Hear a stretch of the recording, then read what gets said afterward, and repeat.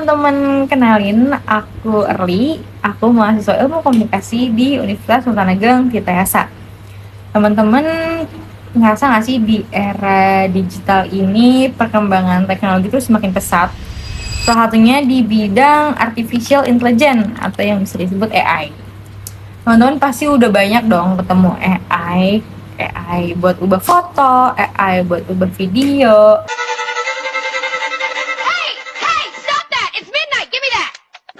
Hal yang paling sering kita bahas itu AI generative text.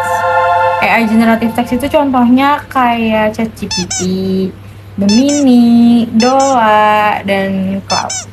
AI ini bisa menghasilkan teks layaknya manusia. Dia ini bisa jawab pertanyaan, bisa bikin tulisan, bisa membantu kita menyelesaikan tugas. Nah, bagi mahasiswa, AI ini sangat relevan ya, karena dapat membantu proses belajar, baik dalam memahami materi maupun menyelesaikan tugas.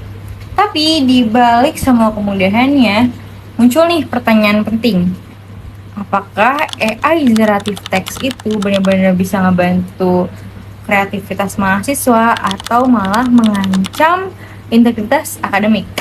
Maka dari itu, di video ini saya akan ngebahas bagaimana AI generative text bisa dimanfaatkan sebagai partner belajar, serta kita akan menganalisis dampak dan tantangannya. Let's start! Yang pertama, AI bisa digunakan sebagai alat buat brainstorming ide.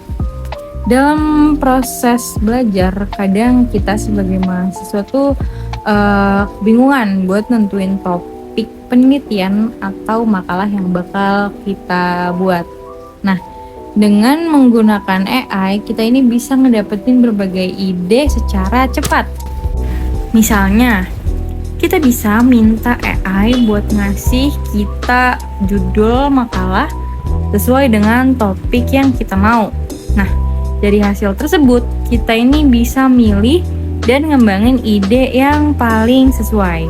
Yang kedua, AI ini bisa dimanfaatkan buat simulasi diskusi.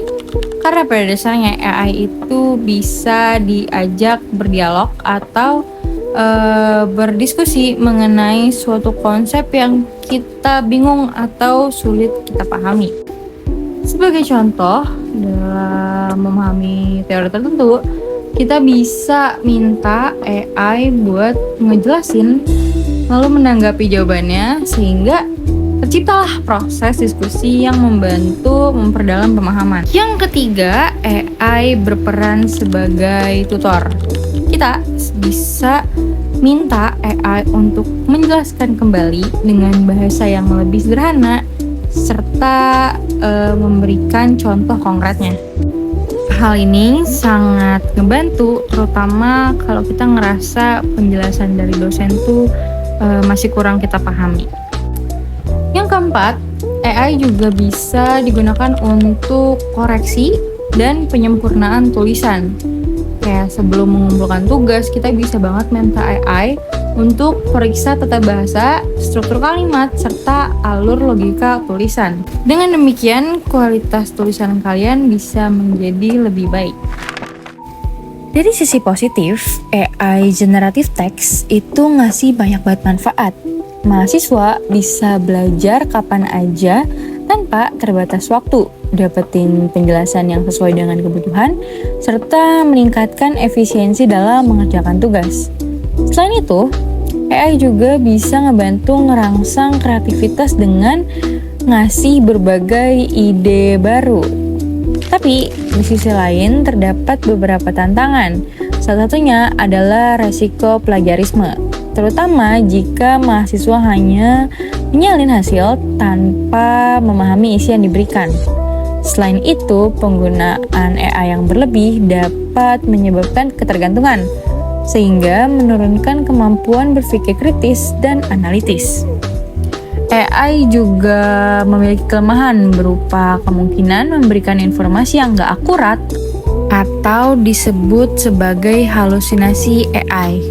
Nah, dalam konteks transformasi digital, kehadiran AI ini memaksa institusi pendidikan untuk beradaptasi, baik dalam metode pembelajaran maupun sistem penilaian.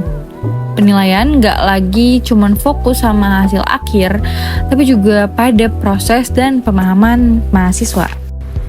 Berdasarkan pembahasan barusan, bisa kita simpulkan bahwasannya AI generatif text itu lebih banyak ngasih manfaat dibanding dampak negatif kalau kita gunakan dengan bijak.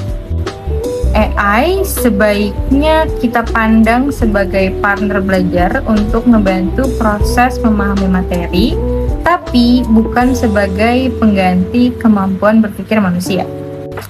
Oleh karena itu, mahasiswa perlu menggunakan AI secara etis, seperti nggak melakukan plagiarisme, tetap berpikir kritis terhadap informasi yang telah diberikan, dan juga memanfaatkan AI sebagai alat pendukung saja. Dengan penggunaan yang tepat, AI generative text ini bisa menjadi sebuah solusi yang inovatif untuk meningkatkan kualitas pembelajaran di era digital ini. Sekian penjelasan dari saya. Semoga penjelasan ini bisa bermanfaat buat teman-teman ke depannya untuk lebih bijak dalam menggunakan AI. Saya Erli, mahasiswa Ilmu Komunikasi di Universitas Langit Jasa, pamit undur diri. Dadah!